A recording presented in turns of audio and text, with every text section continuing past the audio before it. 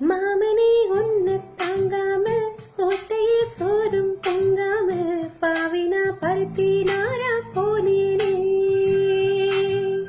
காகம் தான் கத்தி போனாலும் கதவுதான் சத்தம் போட்டாலும் முகம் பார்க்க ஓடி வந்தேனே.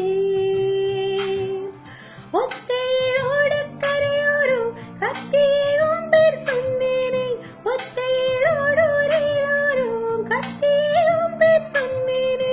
அந்தரை தூரம் போறது நேரம் வானில் கண்ணீர் விட்டேனே.